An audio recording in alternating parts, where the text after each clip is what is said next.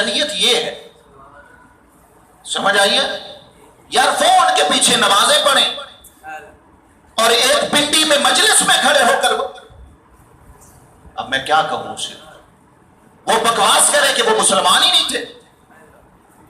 اور ہم اگر اس حوالے سے بات کریں تو لوگ کہیں یہ تفرقہ بازی کرتے ہیں. یہ تو بولو تفرقہ بازی ہے. میں نے محبت سے پیغام دیا اور جا کے یار لوگوں کو سناؤ، انہیں کہو تمہیں دعوت فکر ہے، اگر نبی کی آل سے پیار کرتے ہو تو پھر آل کے جو امام ہیں ان سے بھی پیار کرو، وگرنہ جھوٹ بولتے ہو، تم پیار نہیں کرتے، نبی کی آل کے دشمن ہو.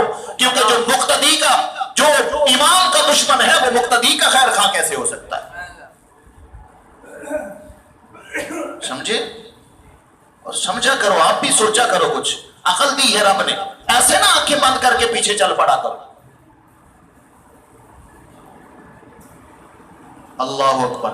قرآن گواہی دے بار بار ان صحابہ کے بارے میں، رضی اللہ عنہم ورضوا عنہ، اللہ ان سے راضی، یہ رب سے راضی.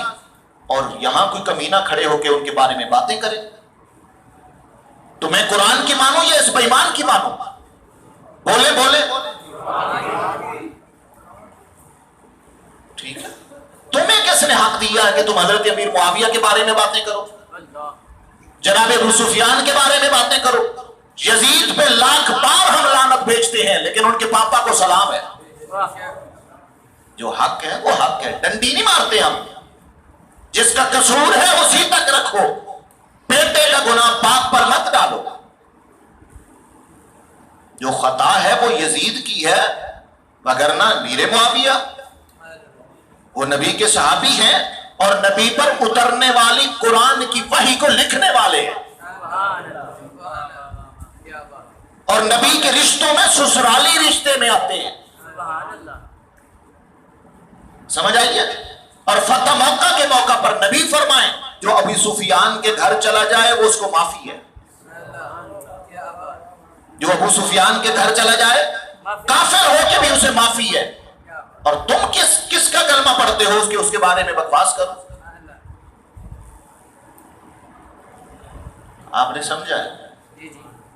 یہ صرف میرے جذبات ہیں یا آپ کے بھی ہیں؟ کوئی نہیں ہے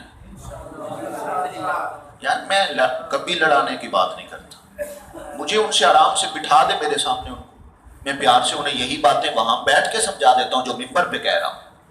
اور جو بات کروں گا اس کا ضامن ہوگا، اور میں انہی کی کتابوں سے حوالے دکھاؤں گا. بے شک نہیں مانتے، مجھے پتہ ہے ان کو قرآن سے کوئی سروکار نہیں. نہ مانے قرآن کو، نہ مانے حدیث کو، اپنے بڑوں کی بات تو مان لینا. سمجھ آئیے؟ ان کی حدیث کی کتاب وہ کہتے ہیں بہت بڑی حدیث کی کتاب ہے، جیسے ہماری بخاری اور مسلم ہے، ان کی کتاب ہے. اس میں لکھا ہوا ہے حضرت عمر فاروق اعظم نے مولا کائنات کی بارگاہ میں گزارش کی، حضرت علی شیر خدا کی بارگاہ میں، آپ نبی کی آل ہیں، آپ کی آل میں نبی کا خون شامل ہے، میں چاہتا ہوں کہ رشتہ میرا بھی نبی کی آل سے کسی طرح جڑ جائے. قیامت تک آنے والوں کا منہ بند کر دیا حضرت عمر نے. سنو، اور انہی کی کتاب سے میں دکھاؤں گا جب ضرورت پڑی تو. میں چاہتا ہوں نبی کی آل سے میرا بھی تعلق جڑ جائے، نبی کی آل کا فیض میری آل میں آ جائے، میں یہ چاہتا ہوں. حضرت علی نے فرمایا کھل کے بولو، کہتے کیا؟ کہا میں یہ چاہتا ہوں کہ تم اپنی شہزادی کا نکاح مجھ سے کر دو. کس کو کہا؟ بولو بولو، کس کو کہا؟ بہت سارے ہماری سنیوں کو یہ بات سمجھ نہیں آئے اور آج تک نہیں آئی ہے. وجہ کیا ہے؟ کسی نے کسی طریقے سے، زوردار طریقے سے سمجھایا ہی نہیں ہے. میں چاہتا ہوں میری نسبت آل سے ہو جائے، اور جو یہ ڈرامے بازیاں کریں گے قیامت کو کہ ان کی لڑائیاں تھی، میں وہ رشتے مضبوط کرنا چاہتا ہوں. اب آپ کے ذہنوں میں خیال آئے گا اور آپ کو لوگ ورغلائیں گے فاروق اعظم کی عمر کتنی اور علی کی بیٹی کی عمر کتنی. آج بھی عرب کے اندر عمر کا لحاظ نہیں ہے، چھوٹی بڑی عمر کا عرب میں آج بھی نہیں ہے، اور تب بھی تھا. اور اور یہ صرف ایک یہ رشتہ نہیں، اور بھی بڑے رشتے، اور اس سے بڑھ کر اور کیا ہو سکتا ہے؟ اگر دیکھا جائے تو نبی علیہ السلام کا جب پہلا نکاح ہوا تو کتنی عمر تھی؟ اور خدیجۃ الکبریٰ کی کتنی عمر تھی؟ کتنا بڑا ڈیفرنٹ ہے، عمر کے لحاظ سے کتنا فرق ہے۔ اس کا مقصد ہے کہ عرب میں یہ چیز دیکھی نہیں جاتی تھی، جی یہ دیکھا ہی نہیں جاتا عرب میں، لہذا یہ سوال ختم ہو گیا۔ فاروق اعظم نے اپنی نسبت جوڑنے کے لیے حضرت علی سے کہا اپنی شہزادی کے لیے میں آپ کو گزارش کرتا ہوں۔ حضرت علی شیر خدا نے کہا گزارش کیا، اگر آپ کہتے ہیں تو یہ ہمارے لیے اعزاز ہے، سبحان اللہ، ہمارے لیے اعزاز ہے، کیونکہ رب نے آپ کو یہ شان عطا فرمائی ہے، آپ جس گلی سے گزر جاتے ہیں شیطان نہیں آتا۔ رب نے آپ کو یہ شان عطا فرمائی ہے، شیطان آپ کے سائے سے بھاگتا ہے۔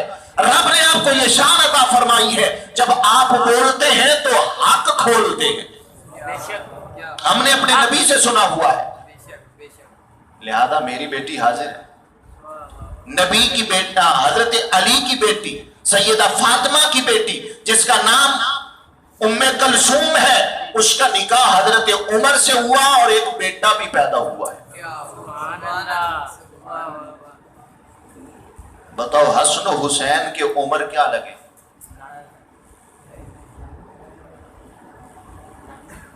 نہیں سمجھے گا۔ سیدہ فاطمہ کی عمر کیا لگے؟ او بھائی کوئی جوائیاں دے بوئے نو جا کے اگ لاتا ہے؟ کدی سوچے جی اپنی بیٹی بیاہ کے دی ہے جس عمر سے، کیا وہ عمر اپنے سسرال والوں کے دروازے کو آگ لگائے گا؟ وہ گزارش کر رہے ہیں کہ نسبت جوڑیں، تعلق جوڑیں، قیامت تک کوئی بات نہ کرے۔ کہاں سے قصے کہانیاں لے کے بیٹھ جاتے ہیں فیس بک پہ اور لوگوں کو کہ ایمان سے اور جذبات سے کھیلتے ہیں۔ حقیقت یہ ہے کہ اتنا قرب کا رشتہ ہے حضرت عمر کا اور حضرت علی کا۔ آخری بات سماعت فرمائیں، حضرت صدیق اکبر رضی اللہ تعالیٰ عنہ اہل بیت نبی میں سے امام جعفر صادق، جس پر پوری یہ جماعت کھڑی ہے، جن کے نام پہ پورا یہ ٹولہ کھڑا ہے، میں پوری دعوت فکر پوری مضبوطی کے ساتھ دے رہا ہوں، امام جعفر صادق حضرت صدیق اکبر کے نواسے ہیں۔ سبحان اللہ، بے شک۔ کبھی آپ نے سنا ہے تو آج سن لیں، نہیں سنا تو سمجھ آئیے۔ امام جعفر صادق صدیق اکبر کے نواسے ہیں، امام جعفر صادق صدیق اکبر کے پوتے بھی ہیں، اور امام جعفر صادق کی اپنی زبان کے یہ الفاظ ہیں، آپ فرماتے ہیں میرا صدیق اکبر سے دوہرا رشتہ ہے، دوہرا رشتہ ہے، میں باپ کی طرف سے بھی صدیق کا قریبی ہوں اور ماں کی طرف سے بھی صدیق اکبر کا قریبی اور بیٹا ہوں، اور یہ بھی میں ان کی کتابوں سے دکھانے کے لیے تیار ہوں، لڑانے کے لیے نہیں، اصلاح کرنے کے لیے، اصلاح کرنے کے لیے کہ اپنی آنکھ بد سنوار لیں، ان چکروں میں نہ آئیں۔ یہ لوگ صرف پیسے اور پیٹ کے چکر میں لڑاتے ہیں، لوگوں کو پیٹ کی آگ بجھانے کے لیے لوگوں کو غلط راہ پہ لگاتے ہیں۔ اگر حق پہ چلنا ہے تو مسلک حق اہل سنت و جماعت ہے۔ کیا خیال ہے آپ کا؟ مسلک حق اہل سنت و جماعت ہے، جس میں نبی کا بھی پیار ہے، نبی کے صحابہ کا بھی پیار ہے، اور صحابہ کے لیے ہمارا یہ نعرہ ہے، نبی کا ہر صحابی، آپ کہیں گے جنتی جنتی، نبی کا ہر صحابی جنتی۔ میں دیکھ رہا ہوں کون ڈھیلا بول رہا ہے، نبی کا ہر صحابی، جس کو شک ہے وہ نہ بولے، مجھے تو یہ یقین ہے، مجھے اس نعرے کے صدقے میں جنت ملنی ہے۔ نبی کا ہر صحابی جنتی جنتی، نبی کا ہر صحابی صدیق اکبر سے لے کر جناب امیر معاویہ تک۔ اگر کہیں کوئی ان کا آپس کا اختلاف تھا بھی صحیح تو وہ جانے اور ان کا رب جانے،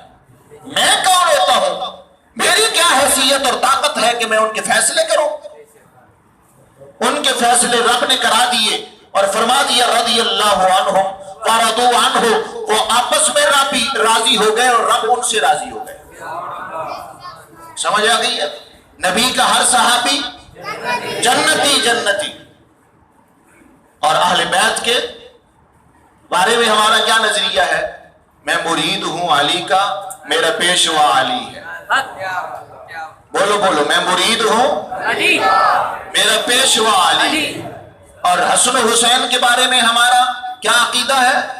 شاست حسین، پاک شاست حسین، دین است حسین، دین پناہ است حسین، سر داد نہ داد دست در دست یزید، حقا کے بنائے لا الہ است حسین۔